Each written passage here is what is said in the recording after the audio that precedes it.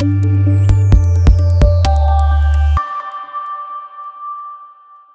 everybody, welcome to The Daily Friend, a insert brought to you by the Institute of Race Relations in support, of course, by The Big Liberty Show. I'm not alone. I'm joined in our makeshift studio because we're at NAMPO 2019, but I'm joined by Gabriel Krauser. Gabriel, hello, hello. How's it? And Nicholas Lorimer. Guy, how you doing? How's it, man? Awesome. Guys, NAMPO 2019, you chaps have been here essentially for most of the week. Now, for those who aren't aware, NAMPO is one of the biggest agricultural expos, perhaps even in the Southern Hemisphere, or just, biggest in Africa and biggest in the Southern Hemisphere.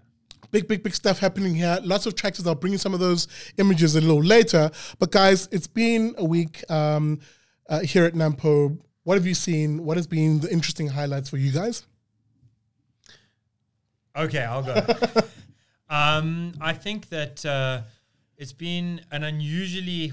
One of the things that I always look forward to when I come to NAMPO is all of the people in khaki shorts. Yes. Because it's really different. I looked the part, didn't I? You really do. This time I saw a lot more jeans. So on the fashion side, it seems something's happened.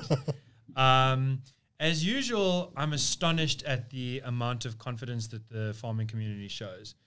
Expropriation without compensation was the big story of 2018, came here in 2018, and billions of rands worth of tractors and equipment were being bought and sold because people kind of have this attitude where they say, look, it might not rain next year. I might have a drought, in which case my crop is going to fail. But I need to put my seeds in so that in case it rains, I stand a chance of making some money. They kind of look at government regulation a lot the same way.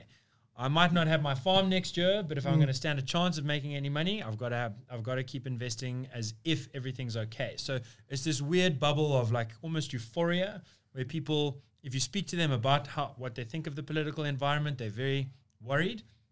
But if you look at their bank balances, they're investing, they're buying, and they want to keep growing. Nick, there's a very important thread you're bringing up, I suppose, in terms of the entire economy around the agri-sector in this country. You really do see that here, don't you? Yeah, so this has been quite an interesting NAMPO. We've been talking to a lot of people about property rights and fighting against EWC, and people are obviously very supportive because they're the ones feeling the real impact of the disastrous plans for land reform. We're also seeing that there is, despite the enthusiasm, at least some noticeable drop. Gabriel said that he thought that the place was a little bit quieter than when he was here last year. We've talked to a couple of people who say that sales are down by a very noticeable amount. So there's a lot of optimism, but there's also a little undercurrent of worry because people can see EWC coming down the track and they're now really... the calculations are running in their mind as to how exactly they're going to deal with this. And this is the point we make quite often on the show, don't we? It's the idea that bad ideas, things like expropriation without compensation, this weird obsession we have in our politics for socialism, the failed socialism, which has a bloody record throughout the 20th century, these bad ideas have real world outcomes. They affect ordinary people, real people, and you see them sometimes at places like NAMPO. Gabriel? Yeah. And I mean, to take it a step further than EWC, a lot of farmers that I've spoken to, a couple now and quite a few through the last year, have said that they come to a place like NAMPO and it's a little bit bittersweet. On the one hand, you've got the option to buy really fancy equipment that's going to boost your productivity. On the other hand, a lot of farmers would like to take options where instead of having a more capital-intensive approach, it's a mixed bag between capital-intensive and labor-intensive. But with the labor laws, with the regulations, they feel that they don't really have control over their own business. Every time they add a new employee, if that employee is doing good, then it's great. But if that employee is not doing good, if he's making dry, as they say, maak droog, then it's very, very hard for them to deal with that. Labor relations are very strained. So a lot of them sort of have this bittersweet sense of, well, I'm getting this great machine that's going to make some of my employees, I'm not going to fire anyone, but down the line, when they retire, I'm not going to be replacing them because I'm setting up my farm like that. And they know that it's not, it's a very tense kind of thing to watch people sort of while they're deciding which tractor to go for, which spray to go for, wrestle with that. and it makes me wish that the battle of ideas that we were already 3 steps ahead in terms of convincing people that a more fluid labor market is better for laborers and it's better for the unemployed because it gives them a better chance of being able to get bite in that game. To access the market. Guys, there is a real, maybe just just a small observation, because I only just got here today, right? Because I was delivering a speech in the auditorium that we're in at the moment. We'll get to that just now. But as I was walking in, I noticed a lot of school tours or school groupings.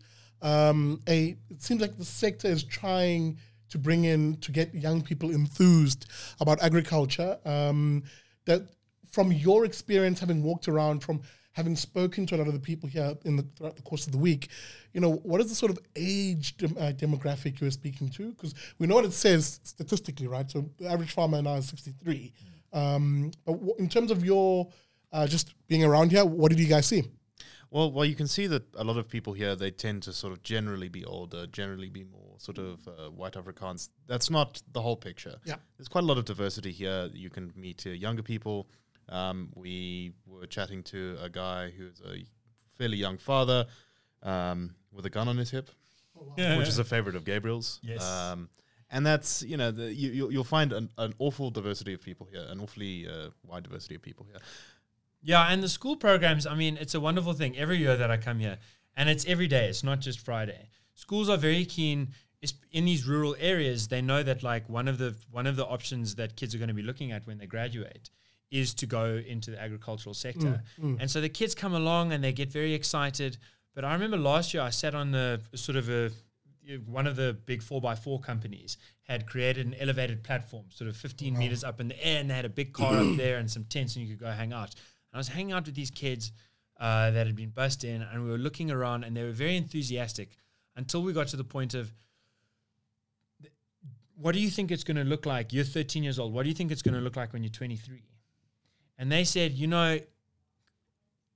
if only we could start working now, because now NAMPO is still going. But when in 2023, we're hearing from, they're young kids, we're hearing from our parents, and we're seeing the bad signs in terms of people losing their jobs around us and some of our parents losing their jobs. We're not sure if it's going to be around when we're 23 to get into it. So they kind of see it a little bit also as an amusement park, almost as an historical monument, because there's a sense of it's so ephemeral. There's a sense of like, maybe this this is not going to be the last NAMPO, but maybe in 10 years' time, NAMPO's not going to really exist, because it depends entirely on debt-driven buying.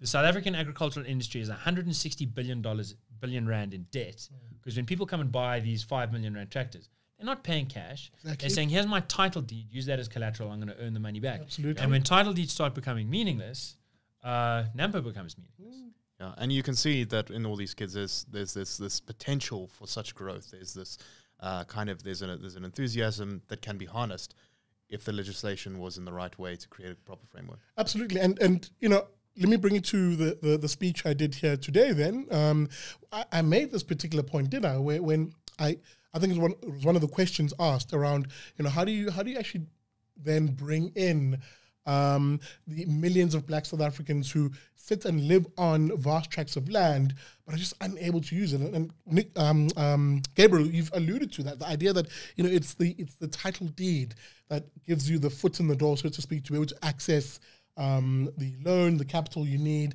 to be able to be productive and do something with it. But Black South Africans just don't have those title deeds, do they? No.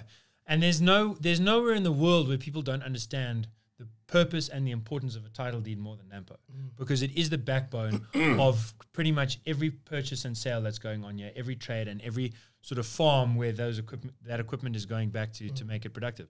So people, it was amazing. One of the great things about handing out pamphlets and talking about the IRR and Big Daddy Liberty was the number of times that people sort of just after a 1-minute spiel explaining our idea for land reform, saying why we think land reform should mean handing over title deeds to 17 million Black South Africans who are living on the state's land. People just said, yeah, dis reg. And then one guy said, the guy with the gun and the baby, he was like, and where can I support you? He asked us, we weren't even selling that pitch, and he was like, tell me how I can give you money to spread this idea, because this is the right idea. Absolutely. And then we started sort of saying, listen, you guys live out in the countryside, and it's very disparate. It's a very, it's in a way a very isolated and vulnerable community. Although they all come together at NAMPO, everyone goes back home and they kind of live on their own farms and they tend their own gardens.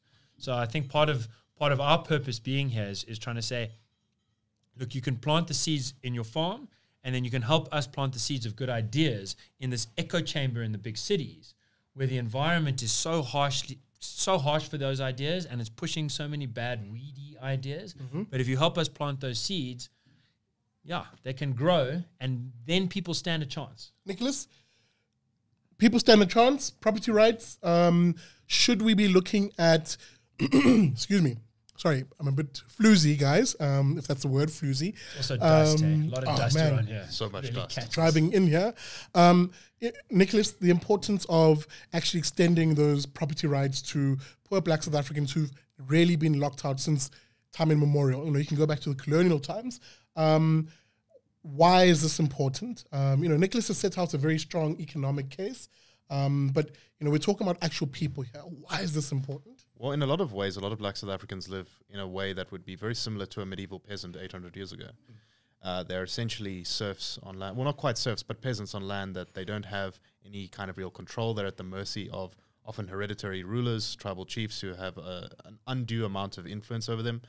And it's part of the tragedy of this country, the unspoken tragedy, that we allow so many millions of Black South Africans to be treated as second-class citizens. That's right. Which is what this our land tenure system and our the things like the Ngonyoma Trust do. Trust, yeah. They create this class of people who are locked out of the economy in so many ways. And I'm a victim of that. I told the story as we chatted to people here today, and I said, look, we have 50 hectares of land in KZN, which is very productive. It's great land. Historically, because we live around some of the more bigger agri-corporates, like Tonga Hewlett, for example, they've been using that land historically to, produce vast amounts of sugarcane. It's very productive land. But the vast majority of poor Black South Africans who live around that corporate citizen who ironically has a title to their land, we don't have title to our own land. We've lived on that land for 7 generations plus. But if you were to ask me here right now, hey man, produce a title deed for those 50 hectares, I couldn't do it. And I tried to start an agri-business on that after I finished school. It has a solid business plan, basically all the things that good education does for you, right? It allows you to be able to compete in the market, be able to leverage the market. But I physically couldn't because I didn't have just a single piece of paper that says title deed, 50 hectares, use that as leverage for a loan to start the business.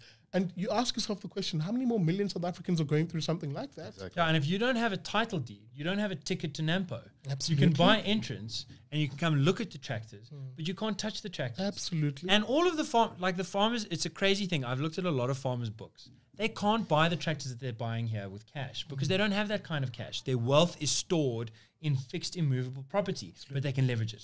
So that's their ticket to the game. You can't have a ticket to the game if you don't have a title deed. If I can add one more point about that. One of the, I must say, there's something that irritated me about this NAMPO, which was going into the big Nasi and Gesprek thing that they have. So they've got the big elites there. Probably Grain SA et al. Grain SA et al. And Agri SA. And, man, they were having these conversations as if the battle of ideas has been won. ANC's dropped below 60%. The EFF didn't make the gains that they were hoping to gain. So they were kind of very... hey, shoo-wah, very casual about it. There was one guy, I went to go to the lecture, to the seminar that was about communal property. And there was a chief there and an economist there speaking about PTOs, permissions to occupy, as if that's what we need more of. Yeah. And I wanted to eat my hat. And then I told him the story, and you know the story, but just to share it with the viewers again. The title deed is extremely important. It's a precondition, but it's not the whole story. Because I've been to KZN and visited a family who fought hard. They managed to get the title deed, and they still got driven out because the title deed is ultimately only as good as the police force that's going to protect you. So their neighbors came, Chief Tandazani Zulu, he came with an impi and the police, and they burnt these guys out of house and home. So they're sitting in hiding with the title deed to a place that they can't even go visit. And I said, look, Agri-SA's data shows that 70% of farmers have experienced crime in the last year. The biggest farmers can kind of afford it because they can write off their losses on their books and they can afford to hire private securities. It's the small and medium farmers. It's the guys who just managed to get their foot in the door. Their fences get stolen, their cattle get stolen, their sheep and their goats get taken, their crops get lifted off the cob. They can't afford to deal with that, and it's driving their business underground. So you need title deeds, and you also need a police force to respect and protect those title deeds. Absolutely. I asked them, what are we going to do about that? And literally no one answered my question.